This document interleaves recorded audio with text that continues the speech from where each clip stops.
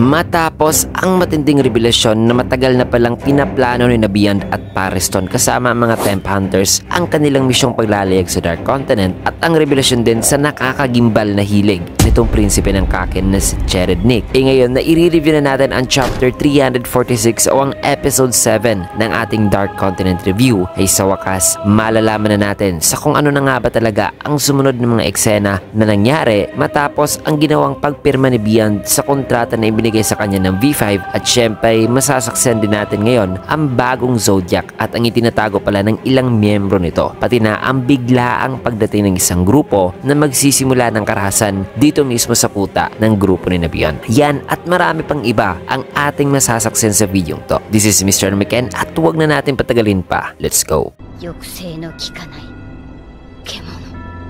Ang pamagat ng ating chapter ngayon mga kaibigan ay options, at nagsimula ang eksena dito sa Hunters Association HQ na kung saan ay kakarating lang ni Kurapika at Mizai's Tom na kaagad naman silang sinalubong ni Leorio na excited na makausap ngayon si Kurapika. Nasabi pa nito kay Kurapika na narinig niya raw na mahirap daw talaga ang kanilang magiging mission ngayon. Nasagot naman ni Kurapika na wala raw siyang masyadong alam dito pero hindi naman daw siya nababahala, na sa tingin niya ay pupunta lang naman daw sila sa isang savage daw na kontinente. Maya-maya pa'y dumating naman si Chidel at tinawag si Leorio bilang ang bagong boar ng Zodiac at si Kurapika naman bilang ang bagong rat, na wikang sisimulan na raw nila ang pagpapaliwanag sa kanilang misyon. Kung kaya't pumasok na sila sa isang silid na kung saan ay ipapa-introduce na ni Chidel si Leorio at Kurapika sa iba pang miyembro ng Zodiacs. Matapos yan ay sinagawa na ni Chidel ang meeting at ipinaliwanag ang dapat nilang malaman sa Dark Continent. Napaliwanag pa ni Chidel na itong kulay pula raw ng mga bansa na nasa world map ay ang mga bansang bumubuo raw ng alyansa na tinatawag na V6, na noon ay kilala bilang ang V5 na naging V6 lang daw dahil sa iprinomote na rin ang Kaken Empire bilang ang bagong miyembro ng alyansa matapos ang nangyaring pagdeklara noon sa buong mundo na maglalayag daw sila sa Dark Continent. Laro pa ni Chidel na ang V5 ay makailang beses na raw noon na sumubok sana na maglakbay sa Dark Continent, na kung saan ay ang lahat ng mga isinagawang ekspedisyon noon ay sumablay daw. At ang rason naman daw sa kung bakit puro failures daw ang lahat ng mga nangyaring ekspedisyon ay dahil daw sa mga sakit na nakuha ng mga manlalakbay at sa mga kagagawan na rin ng mga nilalang na matatagpuan lamang sa Dark Continent, which is ang 5 threats o 5 banta. Kaya dito na inidiscuss ni Chidel ang tungkol sa 5 threats, in which ay may kopya naman ang bawat isa sa mga Zodiacs patungkol sa impormasyon nito. Kasunod niyan ay dagdagang paliwanag ni Chidel dito na ang lahat daw ng danger level ng 5 banta ay nasa B+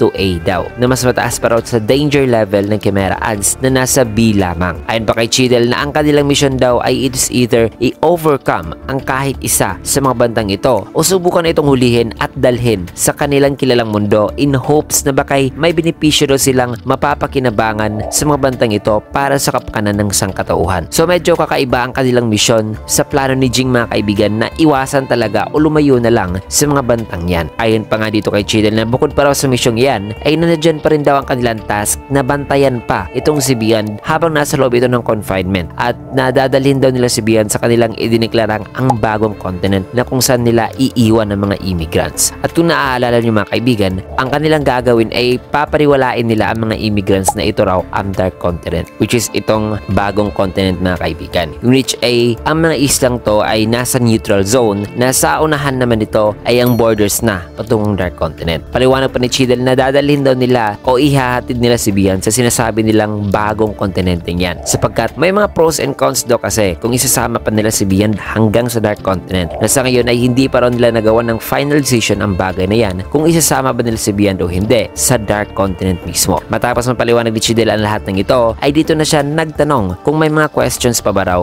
ang ilang miyembro ng Zodiac, in which ay dito naman sa isipan ni Leorio ay nakaramdam talaga siya ng kaba, na wikang hindi raw maaari. Gusto nilang talunin o i-overcome ang 5 banta na posible nilang masasalubong, na may danger level pa raw ang mga bantang yan na mas mataas pa raw sa Chimera Ant na naging dahilan sa pagkamatay mismo ng Chairman Netero. At bukod pa raw yan, kailangan pa raw nilang bantayan si Beyond na anak naman ng late Chairman Netero. So di talaga makapaniwala si Leorio dito mga kaibigan sa kung gaano talaga kahirap ang kanilang magiging misyon. Maya-maya pa ay nagtaas naman ng kamay si Kurapika, na wikang may mga iilang tanong pa raw siya na kanyang gustong ibahagi, in which ay pinasalita naman ni Chidel itong si Kurapika ngayon. Kaya sumagot naman si Kurapika na sabing may mga bagay raw siyang gustong kumpirmahin kasi sigurado raw siya na si Beyond ay may kakampi raw dito mismo sa loob ng Hunters Association. Natanong pa niya kung na-identify na ba raw nila kung ilan ba raw ang kakampi dito ni Beyond. Mga salitang nagpagulat naman sa lahat ng miyembro ng Zodiac. In which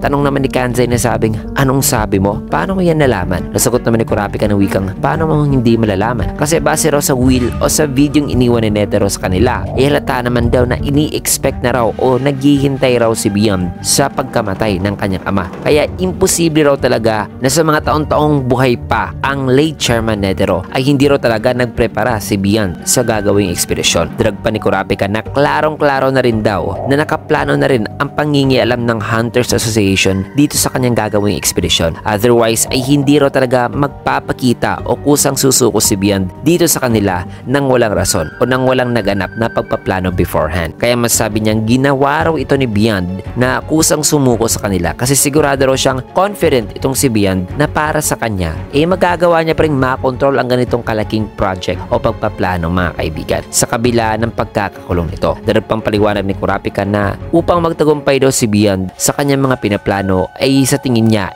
kailangan din daw talaga ni Beyond ng isang taong mapagkakatiwalaan talaga na isang right hand man at kailangan niya rin daw ng suporta mula sa maraming personnel. Sabay tinapos ni Kurapika ang kanyang salita na sabing marahil ang pumalit daw kay Netero noon kumilos at isinagawa ang lahat ng plano ni Beyond matapos daw ang pagkamatay ng Chairman Netero. Nang masabi yan ni Kurapika bigla namang nag-iba ang mood ni Chidel. Kaya tanong naman ni Kurapika kung may naisipan ba raw ngayon o may pumasok ba raw sa isip ngayon ni Chidel.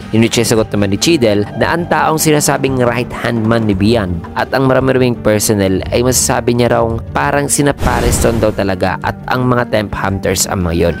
Napasabi naman si Kurapika na posibleng tama raw ang kutob ngayon ni Chidel kung pagbabasihan daw niya ang resulta ng nakaraang election. Nakaramihan daw kasi sa bumoto noon na maging chairman si Pariston ng Hunters Association ay ang mga temp hunters daw. Also mas lalo naging posible din daw yan since na parang sumang-ayon din daw si Chidel sa kanyang question ngayon o theory sa posibilidad ng pagkakaroon talaga ng kakampi ni Beyond dito sa loob ng Hunters Association. So mataas ang chance sa mga kaibigan na si Pariston nga ang right hand man ni Beyond ayon dito kay Kurapika. Kaya ngayon ay ayon sa kanya marami pa raw siyang katanungan na itatanong pero nang magtatanong na sana ng dagdag itong si Kurapika sumingit naman dito si Mizystom na sabing pwede pero muna silang mag-usap nitong si Kurapika in private. Bagay na sumang-ayon naman si Kurapika. Kaya matapos niya sa isang hallway ay tinanong naman ni Kurapika si Mizystom sa kung bakit hindi raw nila ibinahagi sa mga Zodiacs ang tungkol sa posibilidad ng pagkakaroon ng kakampi ni Beyond dito sa loob ng Hunters Association. In which sagot naman ni Mizystom na agree naman daw siya sa pagpapaalam ni Kurapika kanina sa mga Zodiacs patungkol sa topic niya. As a matter of fact, sinimulan na rin daw ni Chidel ang internal investigation patungkol dito. Kasi parehas daw sila ni Chidel na humantong sila sa isang konklusyon na kagaya sa sinabi kanina ni Kurapika in which mas klaro naman ni Kurapika ang sinasabing konklusyon na yan ni Mizystom na wikang ang konklusyon may traitor daw talaga sa mga Zodiacs at hindi raw pwedeng alisin ang posibilidad na yan. Tama ba ako? Sabi nitong si Kurapika. Nasagot naman ni Mizystom na oo. Napaliwanag pa ni Mizystom na nagsimula daw ang lahat ng to kalahating siglo pa raw ang nakalilipas in which ang pinakamatandang miyembro raw sa kanila ng Zodiac na si Botobay ay nasa murang edad pa raw noon sa panahong yan na kung dun pa lang daw 50 years ago pa raw ay isinagawa na raw ang pagpaplano para sa araw na ito. Then masabi daw niya na halos ang lahat ng nasa association ay posible ng traidor at espiya din ni Beyond. Natanong naman ni Kurapika na diba ang late chairman daw noon na si Netero ang namimili daw mismo sa isasali nito sa Zodiac. Nasagot naman ni Mizystom na oo. Ang chairman Netero nga raw ang pumili din sa hunter na si Pariston na maging vice chairman na nabanggit kanina ni Chidel na kahit nga nag-oppose daw sila noon sa desisyon na yan mas pinili pa rin daw ni Chairman Netero na si Pariston daw talaga ang kanyang magiging vice chairman. Bagay na nagpasabi nilang kay Kurapika na wikang ganun ba? Tugon naman ni Mizystom na ang late chairman daw kasi ay isang klase raw ng tao na ginagawa lang talaga ang mga bagay na nakikitaan nito ng interes. At sa tingin niya ang papel daw noon ni Pariston ay ang magsilbing panlito lamang sa mga Zodiacs para ma-divert ang kanilang atensyon upang hindi masilip ang totoong pinaplano talaga ni na Pariston. Darag pa niya na totoo raw na binawalan daw ni Netero si Beyond at binigyan ito ng restriction noon. Pero mataas din daw ang possibility na alam din daw ng late Chairman Netero ang posibilidad na sa hinaharap ay pwede siyang patayin ng kanyang sariling anak. Kaya ito rin daw ang dahilan sa kung bakit pinasali daw nila itong sina Kurapika at Leorio sa Zodiacs, since na walang alam itong dalawa sa mga bagay na yan. Na ayon pa kay Mizystom na ang late Chairman Netero ay baliw daw talaga. Pero sa tuwing nakakaranas daw ito ng mga may hirap na sitwasyon ay dahil sa napaka-reliable ng late Chairman Netero ay ang mga problema niyan ay tinatawanan lang ng mga kasamahan ng late Chairman. At yan daw ang isa sa mga charm ni Netero ayon kay Mizystom. So posible na may ispiyero talaga sa Zodiacs na nagkamaling mapili noon ng late Chairman Netero. Kaya sinabihan niya si Kurapika na for now,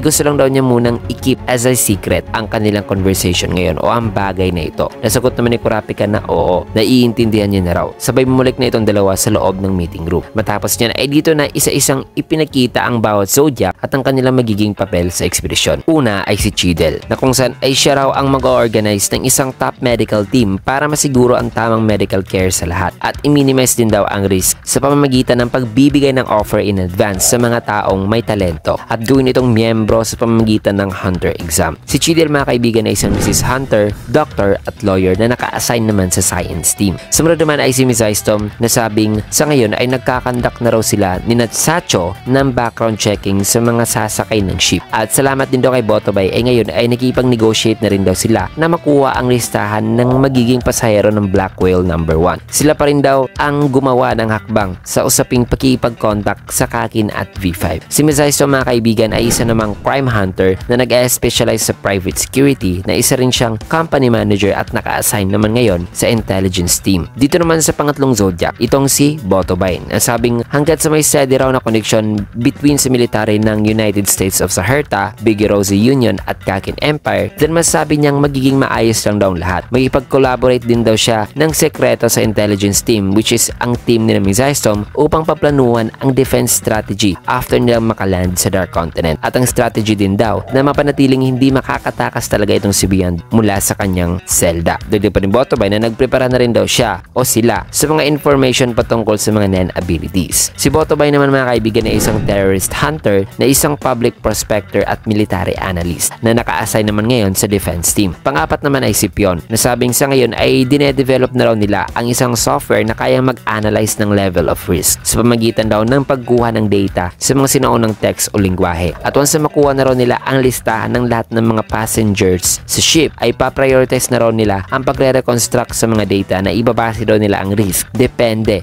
sa mga passengers ng Black Whale. Si Pion mga kaibigan ay isa namang polygraph hunter na isang linguist at interpreter na naka-assign naman sa intelligence team, same ni na Mizystom. Ang sumunod naman na Zodiac ay si Clock na sabing once na makapag-land na raw sila ay sisimulan na raw nila ang pagkolekta sa mga local na halaman sa Dark Continent. Si Clock naman ay isang botanical hunter na isa namang musician at dancer na naka-assign ngayon sa Flora and Fauna team. Kasunod niyan ay si Sacho naman na sabing ang pagbabackground check daw para sa lahat ng mga magiging support members ng Science at Flora and Fauna team ay tapos na raw. Na ang lahat ng mga membrong yan mga kaibigan ay prepared na raw para sa misyong ito despite sa possibility na pwedeng magiging one-way trip lang para sa kanila ang ekspedisyon na ito at maaaring hindi na sila makabalik pa. Pero ang bawat membro na yan mga kaibigan ay prepared na raw talaga at wala raw kahit na anumang connection ang mga to mula sa Kakin Empire. Si Sacho naman ay isang problem hunter na isa namang detective at handyman na naka-assign ngayon sa intelligence team, same with Mizystom at Pion. Dito naman kay Sayo ay ayon sa kanya ay wala raw siyang masyadong gagawin pero sigurado naman daw siya na kaya niya rong bantayan ng mag-isa lamang si Beyond. Si Sayo ay isang bounty hunter na isa namang martial artist na naka-assign ngayon sa defense team, same with Botobay. Dito naman kay Gintay ayon sa kanya na nakausap daw nila si Nov. So mga ayon daw si Nov na magbigay ng assistance pero hanggang dun lang daw siya sa New Continent. Kaya ngayon ay naghahanap pa rin daw sila itong sinaginta ng mga taong may similar daw na ability ni Nov na nasa same level din daw ni Nov. At since na nag-agree naman daw si Morel na sumama, then ipapaubaya lang daw muna nila temporarily kina Morel at sa team nito ang navigation part in between dyan sa New Continent at sa gate patungong ocean boundaries ng Dark Continent. Si Ginta naman ay isang poacher hunter na isang ranger na naka-assign naman sa Flora and Fauna team, same with Clock. Dito naman kay Kanzai ay wika niya na ang kanyang gagawin lang daw ay ang harapin lang ang kahit na anong banta na posibleng makakaharap nila on the way sa Dark Continent at ipapaawayan na lang daw niya ang mga may hirap na bagay sa kanyang mga kasamahan. Si Kanza ay isang treasure hunter, bodyguard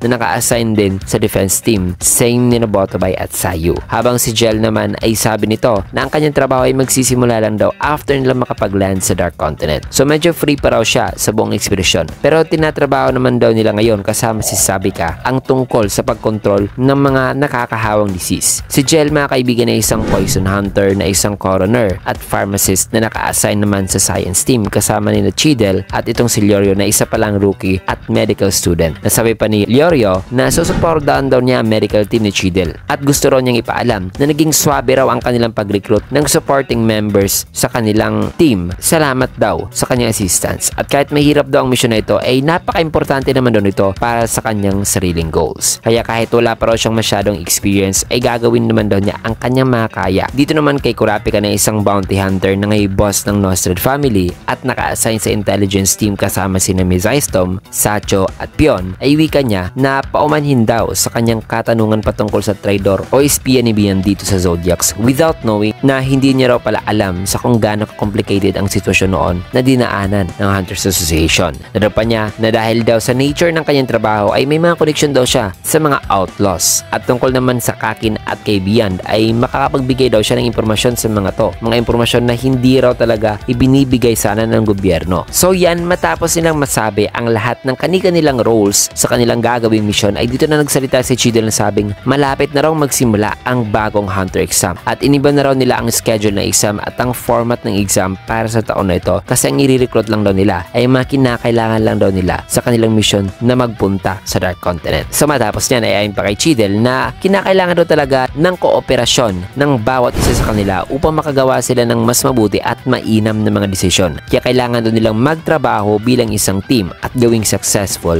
ang mission na ito. So dito na nagsimula ang kanilang matinding preparasyon sa napaka-crucial na mission yan mga kaibigan na matapos ang buong eksenang yan ay 1 month later dito sa lugar ng kuta ng team ni Nabian ay may kitang isang kamay na gumagawa ngayon ng bubble aura na kung saan ay pinapagalaw pa nito ang mga bubble aura sa ibang bahagi ng kanyang kamay. Bagay na iginamangha naman ni na Master at nitong dalawa. Nang bukod pa riyan ay pinapadami pa nito ang bilang ng bubble aura na di lang sa isang kamay kundi sa dalawa pang kamay nito. At kung akala niyong tapos na ay laging gulat pa ni na Master nang pinarami pa nito ng gusto ang bubble aura na may iba't iba pang size and shapes na pinapagalaw-galaw nito sa iba't ibang directions ng kanyang buong kamay. At ang gumagawa nito ngayon mga kaibigan ay walang iba kundi si Jing na ngayon pangitipang pinapabago ang speed at direction sa pagpapagalaw ng kanyang mga aura bubbles. Kaya sabi naman dito ni Master na wikang tama na, di ko na kaya. Dito naman sa parte nitong babae ay sabi niya na parang kalahating patay na raw ang pagmukha nitong katabi niya. Kayong may mas magaling pa raw sa kanya dito sa pagpipiplay. Ang pagpipiplay mga kaibigan ay itong ginagawa ngayon ni Jing. At ang katabi nitong babae na parang kalahating patay na raw ay si Usamen na ngayon nagsalita na sabing nakakainis. Kasi siya raw sana ang magpapakitang gilas ngayon. At knowing na grabe ang galing ni Jing mga kaibigan pagdating sa pagpipiplay, ay ngayon ay napanghinaan na raw siya ng loob na magpakitang gilas pa sa kanyang mga kasamahan. Samantalang dito naman sa dalawang to ay nahihirapan na nga raw sila kahit sa pagbuo lang ng isang bubble aura. Inuchi sa kutuman ni Jing habang nakaharap sa telebisyon na wikang, well, hindi naman daw nakaka-apekto talaga sa ability ng isang tao ang pagpipiplay. Mahalin tulad lang daw ito sa pag-flip lang ng pen. Nasagot naman ni Usame na yun nga raw ang nakakadagdag angas nito kasi isang useless ability raw ang pagpipiplay. Maya-maya pa ay nagyaya naman si Curly na magpaligsaan sila ngayon ni Jing sa isang language test na pumayag naman si Jing. Kaya simulan na nila ang contest sa letter N ng Ancient Kape language. Na sa contest na ito ay hindi nakasagot si Curly mga kaibigan dahil sa dami ng alam ni Jing. Na habang nagpapatuloy pa si Jing sa pagbibigyan ng mga ancient words ay dito na sumuko si Curly. Kung kaya't namangha naman si Pecotero kasi tinalaro niya si Curly na isang profesor ng Harvard University. Nasagot naman ni Jing na siya naman daw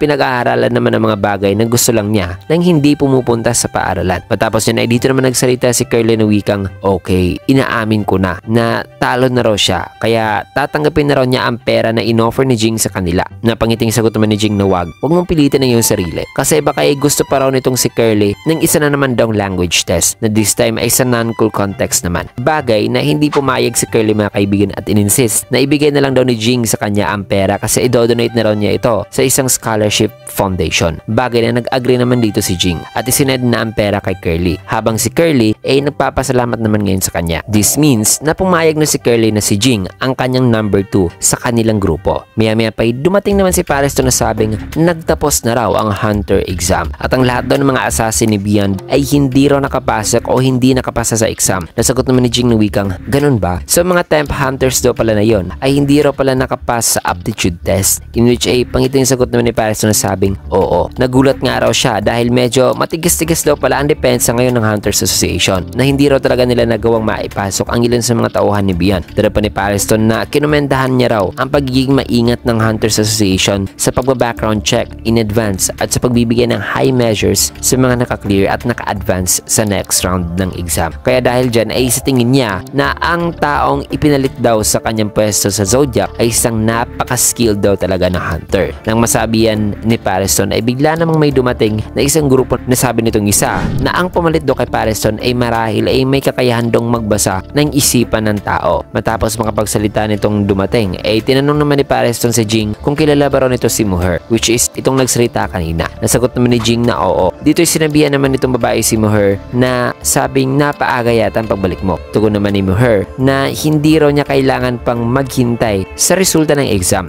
Kasi ang lahat naman daw na makakapasa sana sa lie detector test ay binagsak daw ng taong nasa likod ng hunter exam ngayon. Kaya sa tingin niya, parang alam o nalaman na rin daw ng taong yon ang pinaplanong pagtakas ni Beyond. Bagay na nagpatawa naman kay Pariston na sabing huwag daw itong mabahala dahil wala naman daw talagang plano si Beyond patungkol sa escape plan na gagawin nito. Kasi once na makapunta na raw si Beyond sa Dark Continent, ay tatakas lang daw si Beyond sa kanyang sariling pamamaraan at makipag-meet sa kanila sa huli. At yun lang daw yun, wala nang iba pang papaplano pa. Dahil sa paliwanag niya ni Pariston ay sagot naman ni Muher na mas madali na lang daw sa kanya ang kanyang trabaho dahil hindi na raw niya kailangan pang i-infiltrate ang Hunters Association o gampanan ang role ng pagiging isang double agent. Maya-maya pa bigla naman niyang sinabihan si Jing na wikang, Jing, di ba kakampi ka ng Hunters Association? Umalis ka na rito. Sagot naman ni Jing na nagkakamali raw si Muher sa sinasabi nito. Dahil since na gusto niya raw ng freedom o kalayaan sa kanyang gagawin ng mga bagay-bagay, mas nasa side pa raw siya ngayon ni Beyond. Dala pa ni Jing na naiintindihan daw niya ang pagiging mahigpit din daw ng V5 since na may risk naman talaga ang pagpunta sa Dark Continent. Kaya nga isinundan niya raw talaga ang minimal procedures na kinakailangan. Nasa kalaunan ay pumunta siya rito sa grupo ni Beyond mga kaibigan. Dala pa ni Jing na kung mangyari man ang worst case scenario ay posibleng nga raw siyang hindi na makabalik pa mula sa ekspedisyon na ito. Ang pinagkaiba raw kasi nila ni Beyond ay si Beyond ay naniniwala na ang paglalakbay ay magpapatuloy after nilang makuha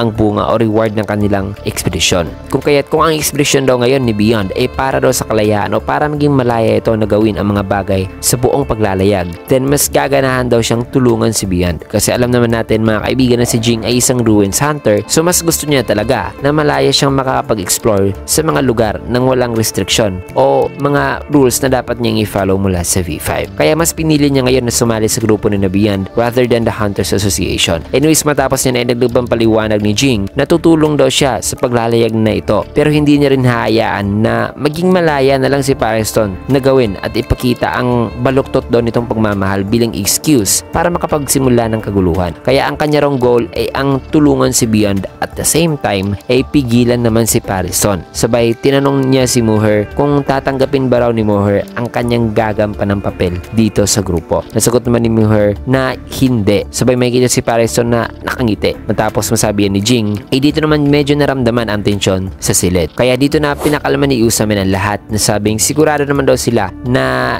hindi sa side ng Hunters Association ngayon si Jing. Bagay na nagpatanong naman kay Muher na sabing di ko nagigets. Ano ba talaga ang nangyari dito? Diba hindi pa raw ganong katagal na against daw itong lahat kay Jing. Kaya na may paliwanag naman ni Usame na sabing oo, tama raw si Muher. Masama raw talaga ang kanilang unang pagkikita o napakapangit ng kanilang unang pagkikita. At hanggang ngayon ay hindi niya nga rin daw trip o gusto ang guts nitong si Jing. Pero kung bibigyan lang daw nila si Jing ng ilang mga araw ay may kita raw talaga nila na si Jing mismo ang kinakailangan nilang tao sa ekspedisyon na ito. Bagay na hindi naman nag-agree ang mga tauhan ni Muher na wika pa nitong isa na sabing hindi raw siya makapaghintay. Kasi ang kanila raw talagang boss noon ay si Beyond. Wala raw silang pake sa kung sino ang number 2 at wala rin naman daw pakinabang ang number 2 na yan sa kanilang chain of command. Sabay tinapos niya ang kanyang salita na sabing number 1 daw si Pariston. Number 2 naman ay si Jing. Kaya kailangan na raw nilang mag-decision ngayon sa kung sino ang aalis sa kanilang dalawa. Sabay makita na kinonfront nitong mga kasamahan ni Muher, itong sina Jing at Pariston. Kaya na may sumagot man si Jing na sabing actually may 3 wrong choices. Nasagot naman ni Pariston na hindi, may 4 talagang choices. Bagay na ipinagtataka naman itong isang lalaki. Kaya dagdag pang sabi ni Pariston na hindi raw talaga araw-araw na magkakasundo sila ni Jing. At sa totoo lang daw, sana'y hindi na lang daw nang istorbo itong grupo ni Muher dito sa kanila. Kaya dagdag pang sabi ni Jing na ang ikatlong choice daw ay ang umalis na lang daw itong grupo ni Muher. Habang ang pang-4 naman o panghuling choice ayon kay Pariston na itong mga tauhan ni Muher ay mamamatay daw talaga. So grabe, umiinit na ang mga kaganapan dito sa kuta ng grupo ni Bian. Gayong tatapusin na ng grupo ni Muher ang issue sa kung sino nga ba talaga ang karapat-dapat na mamumuno sa kanila. At gagamit na sila ngayon mga kaibigan ng karahasan. Kaya na may nakaka-excite talaga ang mga mangyayari sa susunod na chapter sapagkat magkakaroon ng bakbakan mga kaibigan sa susunod at ipapakita na rin ni Jing ang kanyang napakatinding abilidad. Yan at marami pang ibang revelasyon ang ating matuto ngayon sa susunod na chapter kasi dito muna natin tatapusin ang video sa last panel ito. Kaya naman kung gusto nyo yung video, kinagat a like, comment, follow, subscribe na rin for more videos like this. Ayan, maraming salamat and see you guys again on my next video.